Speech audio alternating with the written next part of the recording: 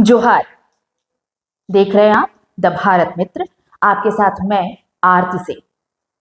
पिछले 2-3 दिनों से मधुकम बस्ती खूब चर्चा में है। राजधानी रांची की ये वो बस्ती है जहां दखल देहानी का कार्य चल रहा था।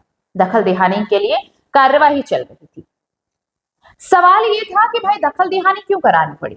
दखल देहानी इसलिए करानी पड़ी क्योंकि सीएनटी जमीन पर लोग बस गए थे। सीएनटी जमीन भाई आप गैर कानूनी है, आप ना खरीद सकते हैं ना बेच सकते हैं, ये सब जानते हैं।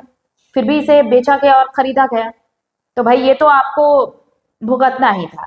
आप 200 साल तक भी रह ले तब भी आपको ये भुगतना पड़ेगा, क्योंकि इसके लिए दखल होना ही होना है। चलिए, ये बात समझ में आता है कि नियम और कानून है तो नियम और कानून का पालन तो होना ही चाहिए। और भाई आप क्या फर्क पड़ता है, आप 30-40 सालों से नहीं, आप 100 सालों से रह रहे हो, क्या फर्क पड़ता है। एक हफ्ते में आपके घर में बेटी की शादी थी, आपने घर बनाकर क्राइम किया, क्या फर्क पड़ता है अगर महादेव उरांव जैसा शख्स आपके पास आता है और कहता है कि आप कुछ पैसे दे दीजिए, वो निगम को मैनेज कर लेगा और फिर सब चीजें आसान हो जाएंगी, आपको भटकने की जरूरत नहीं पड़ेगी। आज के डेट में पैसा ले रहे हैं, कुछ नहीं होने जा रहा है गने तो क्या करवाया नहीं ना करना चाहिए।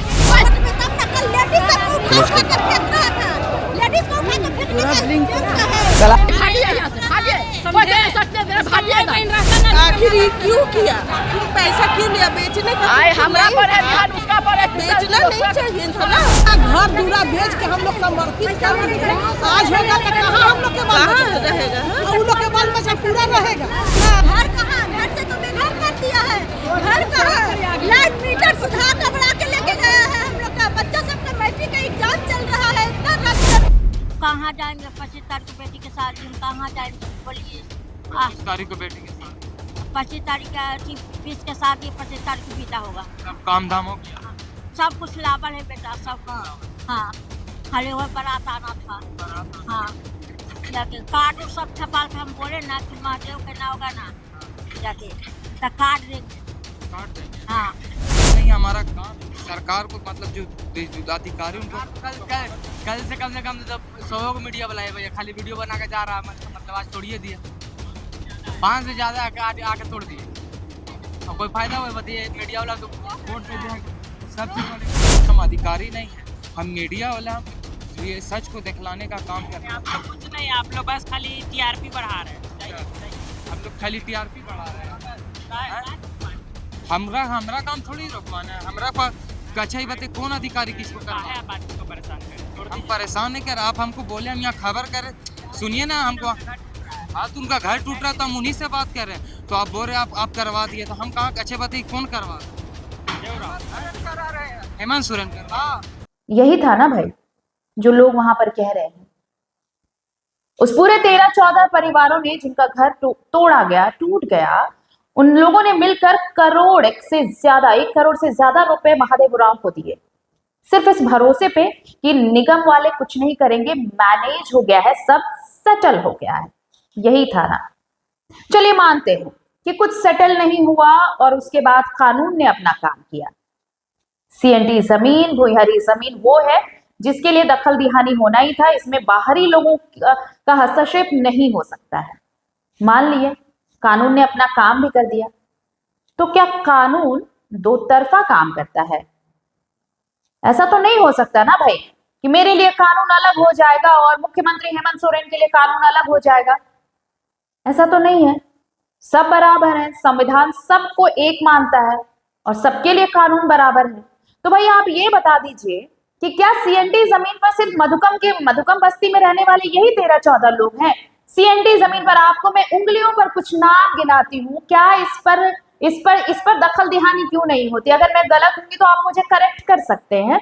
आप न्यूक्लियस मॉल आ जाइए, लालपुर कचहरी से आगे बढ़ेंगे आप, वुमेन्स कॉलेज क्रॉस करेंगे आप, तो आपको न्यूक्लियस मॉल मिलेगा। आप जानते होंगे, बहुत फेमस है। इस जमीन के बारे में पता कीजिएगा, कौन सी जमीन पर यह मॉल बना है। चलिए अब आ जाइए डॉक्टर एसएन यादव का जो हॉस्पिटल है, राम प्यारे हॉस्पिटल, जरा इस हॉस्पिटल के जमीन के बारे में पता कर लीजिएगा। पल्स हॉस्पिटल, नाम नहीं भूला होगा आपने, पल्स हॉस्पिटल का बहुत सुर्खियों में रहा। नाम भूल गए हैं क्या? याद कर लीजिए, ये भी जिस जमीन पर है ये भी भूइंहरी जमीन है। और भी बहुत सारे हैं, बहुत सारे। फिरालाल वीवो जो मॉल है वो भी उसी जमीन पर है। ये तो सिर्फ वो आंकड़े हैं जो आपके नजर के सामने रोज आते हैं और आप वहां से निकलते हैं तो शायद आपके जहन में नहीं आता होगा। ऐसी पूरी लिस्ट है जो मैं बता दूं।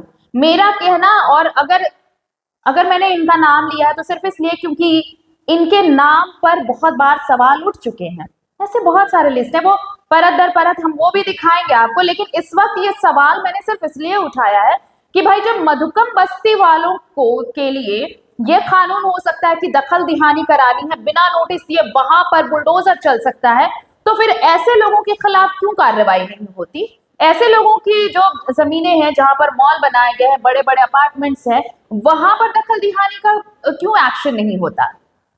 सिर्फ इसलिए कि वो पैसे वाले हैं। यानी शोहरत और रसूख देखकर ही कानून अपना काम करता है। यही है ना। देखिए, जैसे ही मधुकम बस्ती वाला मामला सामने आया ना, सोशल मीडिया पर एक बाढ़ आ गई बयानों की। सोशल मीडिया तो है ही ऐसी चीज कि आप अच्छा करो बुरा करो, ट्रोल करने वाले तो खूब मिलेंगे। और ये वो ऐसा मंच है कि सब वकील होते हैं, सब अपनी अपनी दलील रखते हैं यहाँ पे। तो दलील देने वालों में कुछ लोग ऐसे थे जिन्होंने कहा और खरीदो आदिवासी जमीन और बनाओ आदिवासी जमीन पर अपना घर। यहां पर तो आपकी जुबान चल रही है, यहां पर तो आप दलीलें दे रहे हैं, यहां पर तो आप कानून का माखौल उड़ा रहे हैं कि कानून क्या है। यहां पर आप कानून का माखौल क्या, कानून का धौंस दिखा रहे हैं कि सीएनजी कानून क्या है। फिर बाकी जगहों पर क्यों नहीं दिखाते? उनके लिए क्यों नहीं आवाज उठाते? क्या उनके लिए आवाज उठी है? वहां बुलडोजर क्यों नहीं चलता? वहां पर दखल दिहानी क्यों नहीं होती? क्या कभी इस सवाल खुद से भी पूछा है? मानते हैं कि गलती की, कि उन्होंने जमीन खरीद ली, सारे पेपर्स दे दिए, लेकिन पता है गलती जमीन खरीदनी नहीं थी, गलती वो भरोसा था जो उन्हें दिया गया।